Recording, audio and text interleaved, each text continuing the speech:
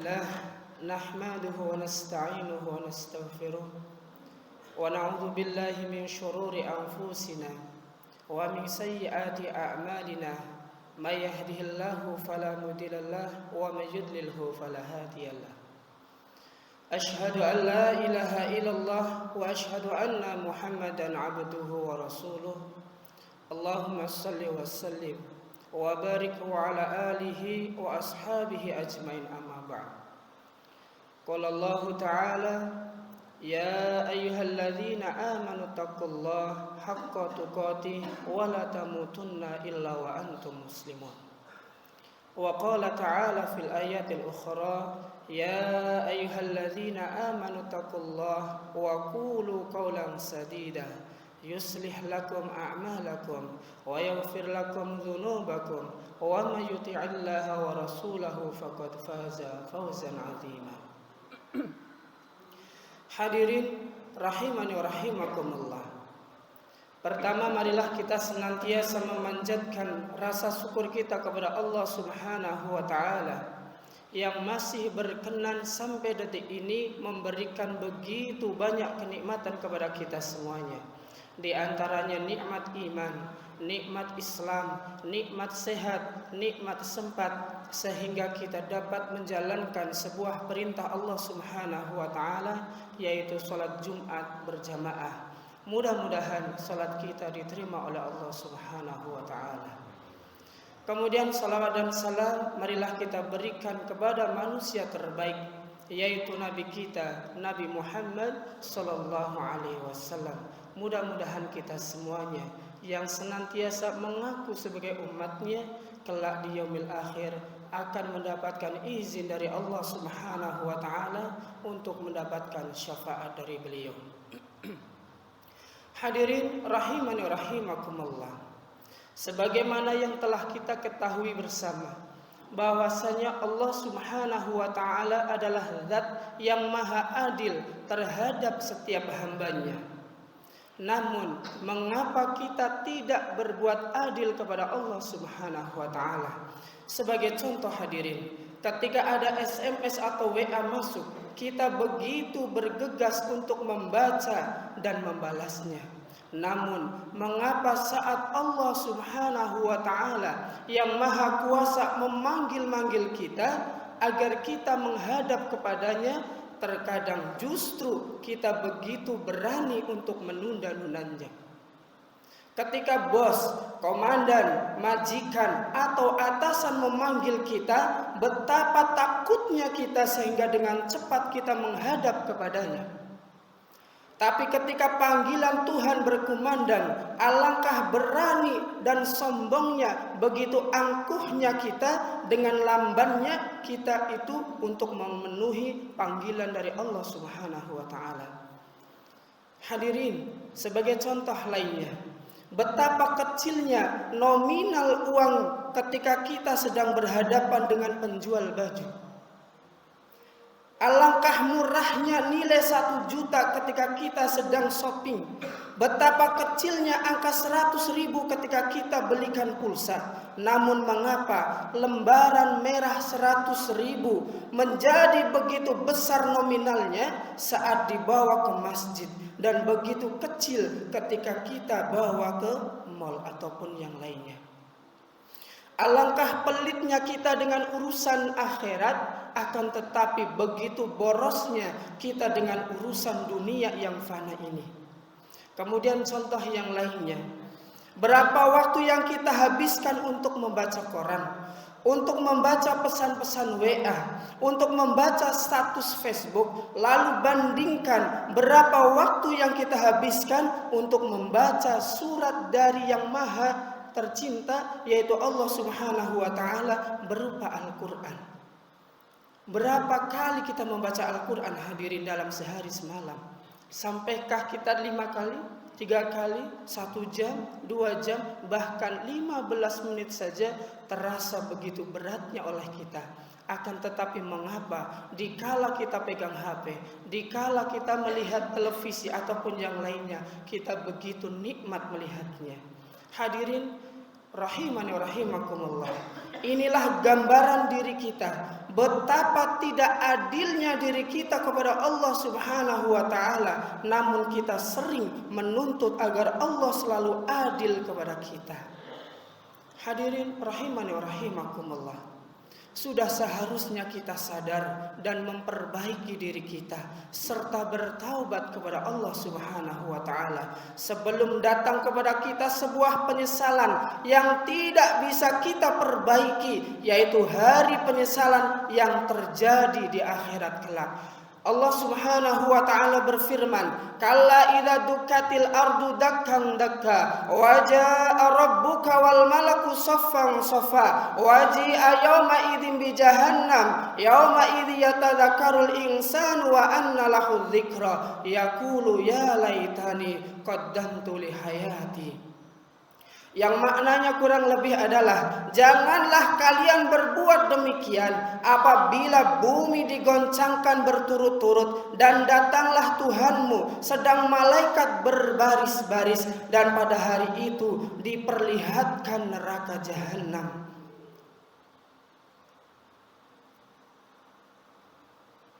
Dan pada hari itu ingatlah manusia, akan tetapi tidak berguna lagi mengingat itu baginya. Dia mengatakan, alangkah baiknya kiranya aku dahulu mengerjakan amal soleh untuk hidup di dunia ini. Al-Fajr ayat 21 sampai 24. Hadirin rahimani wa rahimakumullah. Ayat-ayat tadi sedang membahas salah satu kejadian di hari kiamat kelak, yaitu digoncangkannya bumi tempat kita berpijak secara terus-menerus hingga seluruh yang ada di atas bumi akan hancur. Kemudian bumi menjadi rata serata-ratanya. Tidak ada lagi gunung, apalagi bangunan. Di tempat yang teramat luas dan rata, kita akan dikumpulkan oleh Allah Subhanahu wa taala bersama makhluk yang lainnya, yaitu jin ataupun yang lainnya. Lalu para malaikat turun secara berangsur berlangit. Malaikat penghuni langit pertama turun berbaris di shaf pertama, penghuni langit yang kedua turun berbaris di shaf yang kedua, ketiga, keempat, kelima, keenam, dan juga ketujuh. Hingga terbentuklah 7 shaf yang mengelilingi para manusia dan jin di tengah-tengahnya. Semua terkepung tanpa ada celah sedikit pun untuk melarikan diri. Hadirin rahimani wa rahimakumullah. Ketika itulah Allah Subhanahu wa taala datang untuk memberi keputusan kepada kita, mengawali proses hisab dan penimbangan amalan. Lalu neraka didatangkan. Saat itu para manusia melihat neraka yang begitu menyala-nyala. Ketika itulah puncak kesedihan dan penyesalan yang maha dahsyat. Namun penyesalan itu tidak ada lagi gunanya. Ia menyesal mengapa tidak sholat dengan benar, enggan membayar zakat dan bersedekah, malas membaca Al-Quran, tidak berbakti kepada kedua orang tua, tidak mendidik anak dan istri secara serius, tidak menunaikan amanah pekerjaan dengan baik, menyesal mengapa tidak segera bertaubat dari dosa dan maksiat. Namun itu penyesalan-penyesalan yang tidak berguna, sebab penyesalan tersebut tidak mengubah nasib dan ketetapan Allah Subhanahu wa taala. Sebanyak apapun harta yang kita miliki, bahkan jika memiliki emas sebesar bumi sekalipun, lalu kita menggunakannya untuk menebus siksa Allah Subhanahu wa taala, maka Allah Subhanahu wa taala pasti akan menolak secara mentah-mentah. Sebagaimana firman Allah Subhanahu wa taala, "Innalladzina kafaru wa matu wa hum kuffarun fala yuqbala min ahadihim mil'ul ardi dhahaban wa law iftada bih. Ulaika lahum adzabun alim wa ma lahum min nasirin." Sesungguhnya orang-orang yang kafir dan mati sedang mereka tetap di dalam kekafirannya, maka tidaklah akan diterima dari seseorang di antara mereka emas sepenuh bumi, walaupun dia menebus diri dengan emas yang sebanyak itu. Bagi mereka itulah siksa yang sangat pedih, dan sekali-kali mereka tidak memperoleh penolong. Hadirin rahimani wa rahimakumullah. Ada sebuah penyesalan yang bermanfaat dan berguna bagi kita, yaitu penyesalan saat nafas masih di kandung badan. Penyesalan ketika malakul maut belum datang menjemputnya. Sesenja apapun usia seseorang, dia masih memiliki kesempatan untuk memperbaiki dirinya. Jangan biarkan setan meracuni pikiran kita dengan bisikan, kamu sudah telat untuk menjadi manusia yang baik. Umurmu sudah terlalu tua, dosamu sudah terlampau banyak, tidak mungkin Allah Subhanahu wa taala mengampunimu.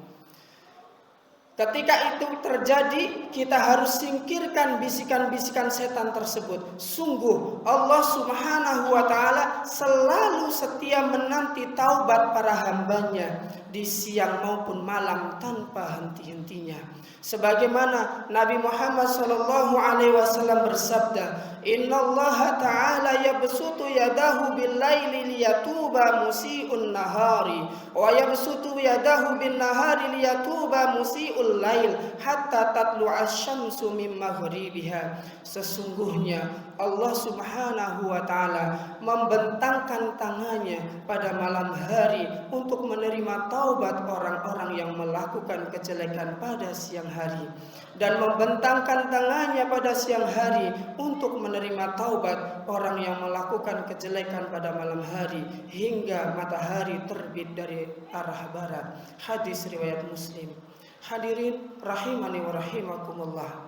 Marilah kita menyesali kekurang solehan kita di masa lampau untuk kita perbaiki di masa yang akan datang. Sudah seharusnya kita sadar dan bertaubat kepada Allah Subhanahu wa taala sebelum datang kepada kita sebuah penyesalan yang tidak berguna lagi bagi kita, yaitu hari penyesalan yang terjadi di akhirat kelak. Semoga Allah Subhanahu wa taala memberikan keistiqomahan kepada kita semua untuk beribadah kepadanya, dan kemudian kita diberikan hadiah terbaik, yaitu meninggal dalam keadaan husnul khatimah. Aqulu qouli hadza wa astaghfirullah li wa lakum wa qur rabbighfir warham wa anta khairur rahimin.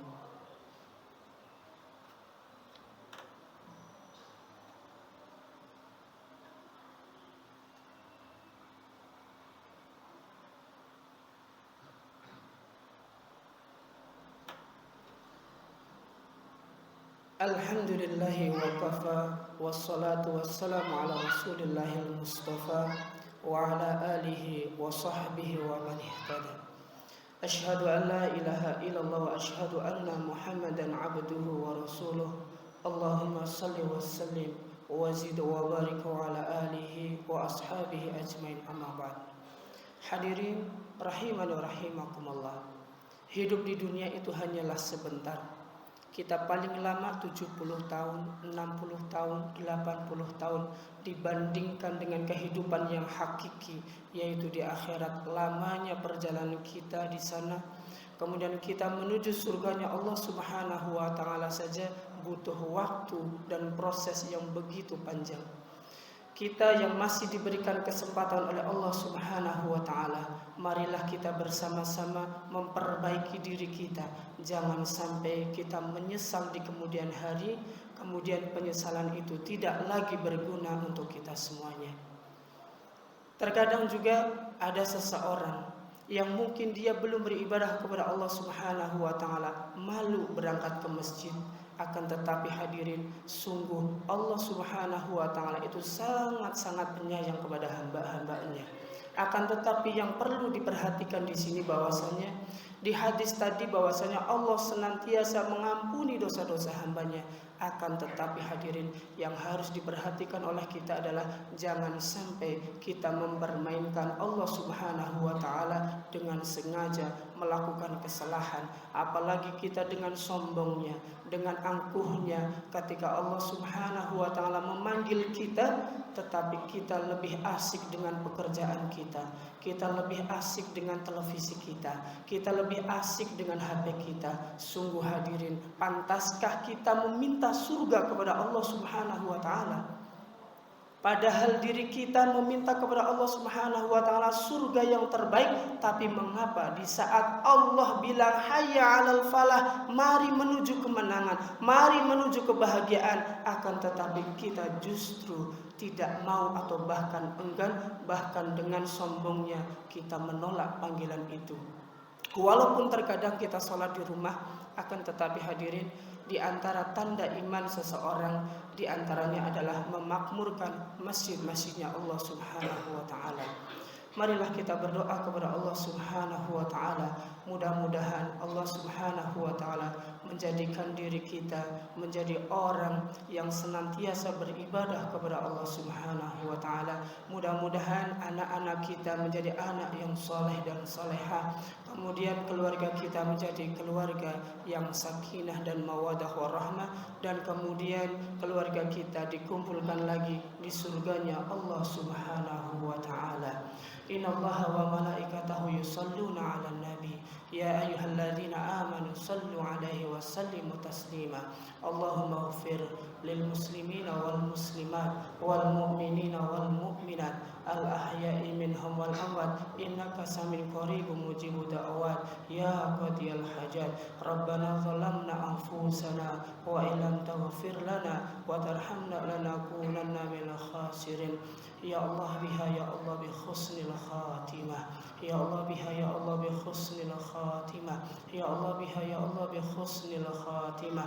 Rabbana la tuzigh qulubana ba'da idh hadaitana wa hab lana min ladunka rahmah innaka antal wahhab. Allahumma ighfir lana wa li walidina warhamhum kama rabbawna sihira. Rabbana atina fid dunya hasanah wa fil akhirati hasanah wa qina adzabannar. Subhana rabbika rabbil izzati amma yasifun, wassalamun alal mursalin walhamdulillahi rabbil alamin. Aqimis shalah.